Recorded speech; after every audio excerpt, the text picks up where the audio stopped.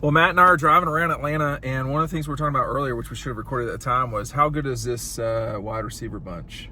Yeah. Are they that good? I mean, there's been some discussion that this is the best that Georgia's ever had. And that may be, but you were saying they're going to have to go out there and prove it. A lot of guys. I do. A lot of guys. I think the potential is there, and I think you can make the case for it to be, but like I said earlier, I think it all comes down to the transfers, how good they are. We know what Ladd McConkey can do. I've always been a Marcus Rosemary-Jack Saint guy. When they get him the ball, good things happen. Okay. They like Dylan Bell, maybe the best route runner of the bunch. Jackson Meeks has been there for a while. C.J. Smith is a speedster we haven't really seen yet. Arian Smith, we know what he can do. Yeah. If Ra Thomas is that guy at 6'2", 200 that can stretch the field and win jump balls in the end zone, if Dom Lovett is as dangerous after the catch as people say, and what we saw last year, the guy makes a lot of plays, caught a lot of passes. With Brock Bowers, who again, tight end. But he's not included. That's what I'm saying. Yeah, he's not in that group, but there's the potential for them to be very good. Perhaps the most weapons they've ever had throwing the ball. But you lose, I know this, you lose Kenny McIntosh, who was really, really hard to deal with coming out of the backfield. Yeah.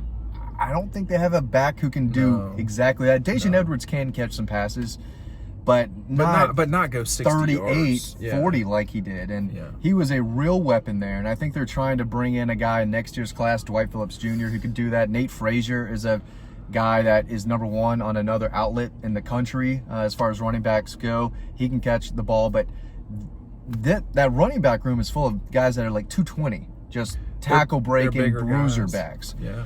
So at the same time, if you want to try to make things easier for Carson Beck, he does have weapons that he can get the ball out to quickly. He does. There's no question about that. Hey, make sure you're picking up our newsletter. The link is right down below. Make sure you're signing up for that so you don't miss out on any of the stuff that we write all the time. There's so much stuff that we write on the site that we cannot possibly go over here.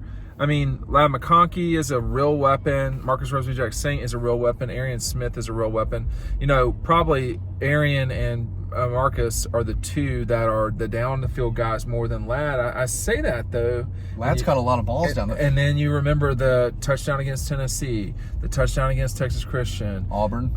Auburn in 21. But I think about Ladd being so deadly 30 yards. From the line of scrimmage to 30 yards, he's really hard to deal with. Yeah, and he can do so much. He's great in the screen game, in the short passing game. Yeah. He can run around Mike and get Bobo open. is their quarterback, or their coordinator now. You know they're going to have screens. Mike Bobo is going to love Ladd McConkey. But if we're talking about one of the best receiving cores in a while, what other receiving cores have we seen? Aaron had some guys. Matthew 12. Had some guys. Yeah, 12 and 14. 12... I'm not going to remember everybody, but, you know, Marlon Brown and Chris Conley and a lot of the guys. Mitchell.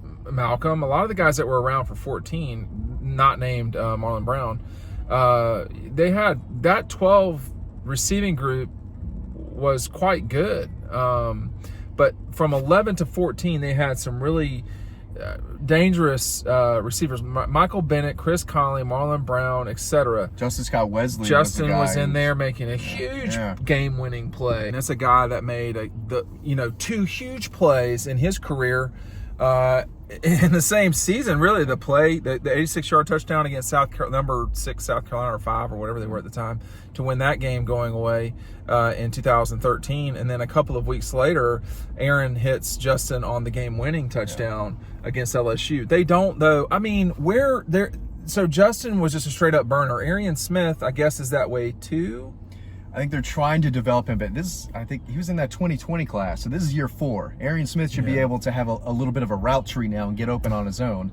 I mean, if you want to make the big bucks in the NFL, he's got a money year. He's got to show that he can do that. You can't just straight line it the whole time. Maybe once a game.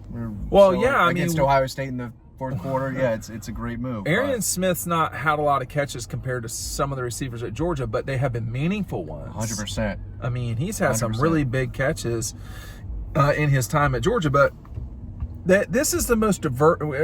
This is the I would say diverse. I mean, you have, Ladd is not necessarily like Marcus Rosemary-Jack Saint is not like Dominic Lovett. I mean, Lovett and Ladd are probably closer to one another than, but Marcus Rosemary-Jack Saint and Smith, you have burners for sure. it's a deep group more than anything, I would say. There's no AJ Green on the roster. No, or George Pickens, who's burning up the NFL right now. And Malcolm Mitchell still might be the best receiver if he were on this team. Malcolm? Yeah. See, I think Ladd McConkey's really, really, really good. Yeah, he is. AJ had Muhammad Massaquoi with him for that 1 year. In 2008. 2008. Who now? Wait, say that one more time. AJ and Massaquoi. So, yeah, Muhammad was there until 2008. Joe Cox so that in 05. He did not play in 2009. I mean, AJ had 3 different starting quarterbacks, and it just I can't off the top of my head remember the other receivers that were there with AJ at that time. Was Mikey Henderson still around?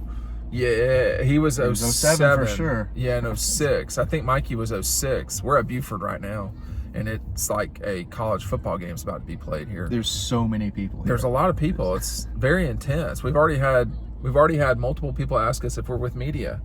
Of course, they should know. They should know. Recognize you absolutely. Immediately. I mean, immediately. I think it's a really good bunch. But is Carson? Carson's never started with these guys. That probably hurt a lot right there. Carson's never started with these guys because Carson's never started. And what's that going to be like? We don't know. But if he goes out and does what he did during this season.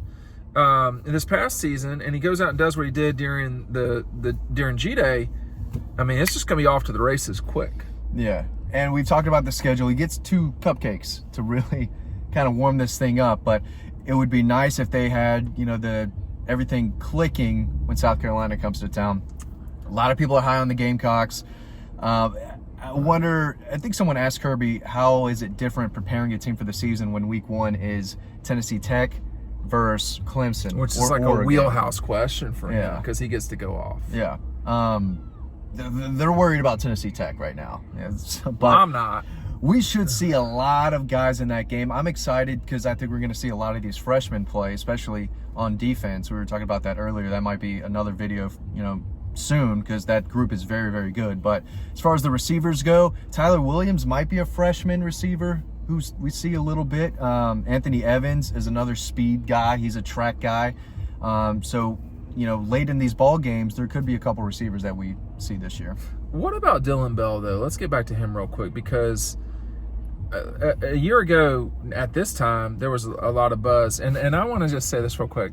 Often there's buzz because people say, oh, this person's new, and they've already seen what Brock Bowers can do and Oscar Delp and, Ladd McConkey and et cetera. I mean, we've seen what Dominic Love's done and Ra Thomas. They've been very productive at the last schools they were with. Dylan Bell did not explode onto the scene, but at Georgia, it seems like you just continue to, move your way up, and then eventually it's, it's your time to shine, and often that's what happens. Is that what's going to happen with him, or where are we at here? I think so. They're going to get him on the field. Just from what I've heard, he runs a very good route. He's crisp. Looks like a running back. He's got a lot of muscle on him. He's not the biggest guy. Yeah. He's not the fastest guy either, but he is a receiver, and he's tough, and he can get open. And I mean, he was out there running routes for Stetson during Pro Day, and he was one of the go-to guys that they wanted out to help Stetson out.